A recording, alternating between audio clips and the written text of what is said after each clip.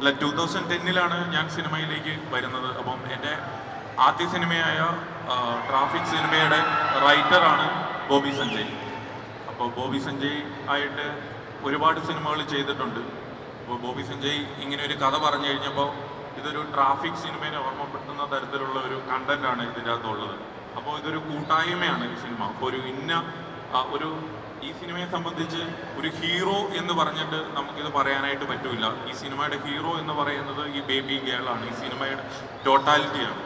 അപ്പോൾ ഞങ്ങൾ ഈ സിനിമ എങ്ങനെ മാർക്കറ്റ് ചെയ്യും എന്ന് ഓർത്തപ്പോൾ അതുപോലും ഞങ്ങൾക്ക് ഒത്തിരി ബുദ്ധിമുട്ടുണ്ട്. കാര്യം ഇതൊരു നിവിനെ നമുക്ക് പ്രൊജക്റ്റ് ചെയ്ത് പറയാൻ പറ്റത്തില്ല. നിവിനാണ് ഹീറോ, പക്ഷേ എങ്കിൽ കൂടി നമുക്ക് നിവിനെ പ്രൊജക്റ്റ് ചെയ്തുകൊണ്ടിട്ട് കാട്ടാനായിട്ട് പറ്റത്തില്ല. അപ്പോൾ ഒരു ഓഡിയൻസിന് നമ്മളൊരു റോങ് മെസ്സേജ് കൊടുക്കുന്ന പോലെ ഇരിക്കും. അപ്പോൾ പബ്ലിസിറ്റി നമ്മൾ അങ്ങനെ ചെയ്ത് കഴിഞ്ഞാൽ അത് റോങ് ആയി പോകും. അപ്പോൾ അതുകൊണ്ട് ടോട്ടാലിറ്റി, ഇപ്പോൾ ട്രാഫിക് എന്ന് പറയുന്ന സിനിമ എന്ന് പറയുന്ന എല്ലാവരും അതിൻ്റെ അകത്തൊരു വലിയ പാർട്ടാണ്. അപ്പോൾ മേജർ പാർട്ട് എന്നുള്ള കാര്യമുള്ളൂ ഇതിൻ്റെ അകത്ത് പറയാനായിട്ട് പറ്റുള്ളൂ.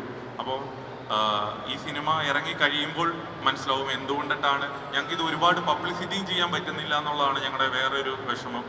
കാര്യം വേറൊരു സിനിമയ്ക്കാണ് ഒരു പാട്ട് നമുക്ക് ആദ്യം ഇറക്കി വിടാൻ പറ്റും, അല്ലെങ്കിൽ അതിൻ്റെ അകത്തുള്ള മറ്റ് കാര്യങ്ങളെല്ലാം നമുക്ക് റിവീൽ ചെയ്യാൻ പറ്റും. ഇതിൻ്റെ അകത്ത് എല്ലാം ലിമിറ്റേഷൻസ് ഉണ്ട്. കാരണം ഒരു ദിവസം നടക്കുന്ന ഒരു സിനിമയാണ്.